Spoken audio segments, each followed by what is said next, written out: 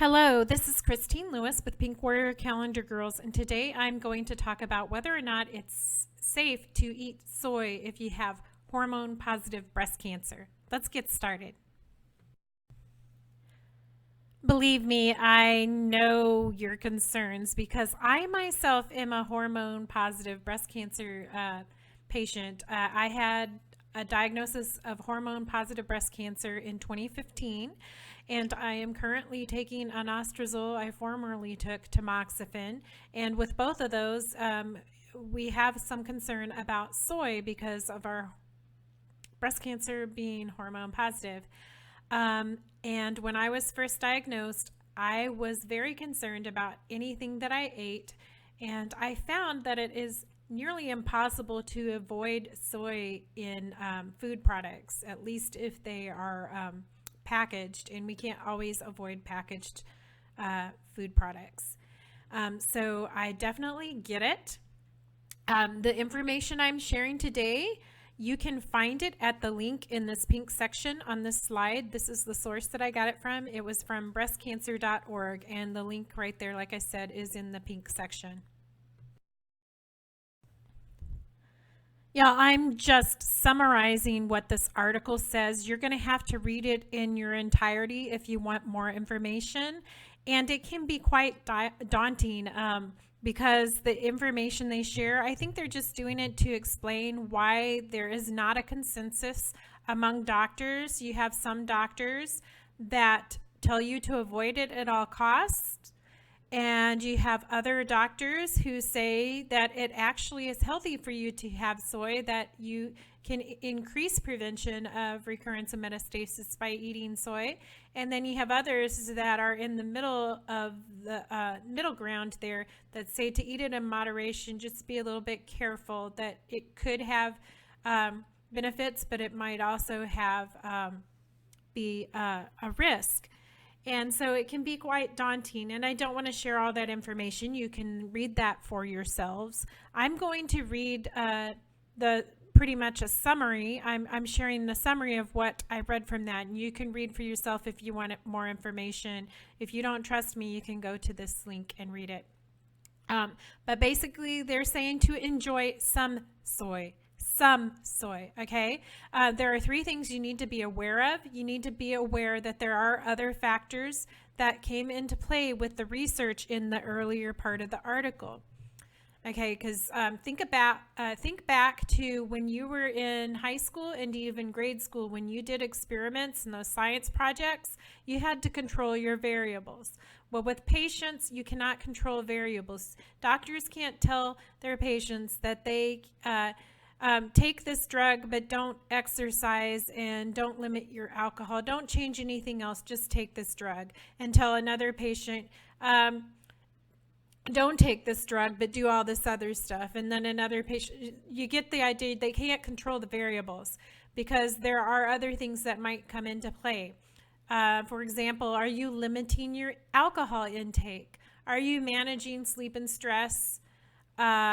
Are you controlling your environment? Have you stopped smoking? All of these can come into play and influence whether or not you have recurrence or metastasis. Whether or not you eat soy is just one factor. Number two, you need to only eat it in moderation. Don't overconsume soy. One of the studies that they talk about earlier in the article, they were giving those lab rats excessive amounts of soy that led to them developing breast cancer. I don't think most of us are going to eat as much soy as the lab animals were given. They suggest no more than 2 to 3 half-cup servings. Those are typical. That amount is typical in a Japanese diet. And some research does say that Asian women have a lower incidence of developing breast cancer or of having recurrence or metastasis because of their diet. But we don't know if that's because of the soy or if it's because of something else, because they also have other healthy habits. Number 3, be precautionary. I cannot stress this enough. I will say this with almost anything that I talk about in my information that I share through Pink Warrior Calendar Girls. For example, with household cleaning products, with beauty, with personal care, there are questionable ingredients. I said questionable, okay? I'm not going to debate people on this. I get tired of the snobbery of some people saying, well, there was a study and it didn't say that this was an issue. It didn't say it wasn't an issue either. And until the verdict is out and everybody agrees, you know, if there's consensus among doctors and others that are considered experts in their field and chemists and stuff, I am going to take a precautionary measure, okay, with things that are questionable. It is nearly impossible with soy, particularly, to completely remove soy from your diet. It's almost in everything, unless it's a plant, okay? And I can talk about that another day. You really should avoid packaged food, but I know it's not possible to do that all the time. So it's you need to avoid highly concentrated soy products, not soy plants. Things like supplements and powders from your diet. Be aware of soybean oil as an ingredient in packaged foods, such as salad dressings. One way to get around this, because a lot of people want to eat more salad when you're trying to eat healthier, is to either have homemade alternatives, which I can share some recipes in the future, and you might see some recipes on my Pinterest boards, or I might share them on Facebook or YouTube in some videos, some cooking videos. Or if you go organic, I'm going to talk about that in a few minutes on a slide. If you buy organic salad dressing or non-GMO salad dressing, you don't have to worry as much, okay?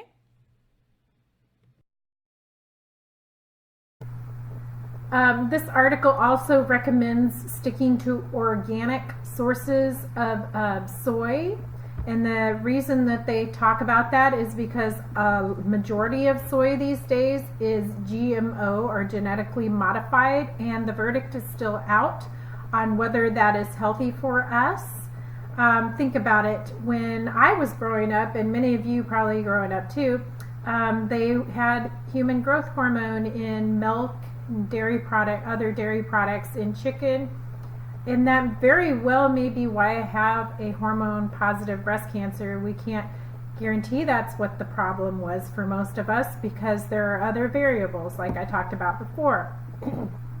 But GMOs are fairly new in food products, and until we have more information about them, again, like they said earlier, and like I stress, you need to err on the side of caution, because we don't have new news out there. This is not organic, but look at this label right here. This is a non-GMO verified label or icon on this product. So this is not organic, but this is an alternative. It says a natural soy sauce alternative, and it's non-GMO, so you're not having to worry about it being GMO sourced.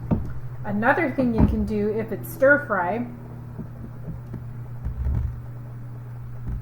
look for the organic USDA label. This might have some other ingredients, but it's not, it doesn't have soy in it. And it's, so it's teriyaki soy free, and it also is organic. In this article, they're saying to stick to natural sources. Try to stick to soy as a plant and not as a packaged source. Like I said before, avoid protein powders and supplements. Many people drink soy milk to replace dairy milk. Sorry, I just caught a spelling error there. That says dairy milk. It's supposed to say dairy milk. It's mainly to replace the protein they lose by reducing dairy. There it is, spelled correctly. You can also get protein from nut milks if you're not allergic to nuts. Almond and cashew milk are good alternatives if you don't want to do dairy. This is the third time that they mention this in, I think, it's at least the third time I'm mentioning it. Avoid protein powders and supplements. Shakes and smoothies are healthy, but avoid putting protein powder in them. Also avoid soy in a pill form. These forms of soy can be super concentrated and go beyond eating soy in moderation. They could be reflective of those studies where they said not to eat soy, because you can overdo it and actually cause something that, if you just eat in moderation, might actually help you. But we don't know until the verdict is out and we've had more studies done. I hope all this information helps you come up with a better choice for your personal care, in your personal choices in your diet, because I know this question has come up time and time again in the support groups that I frequent. Have a great day.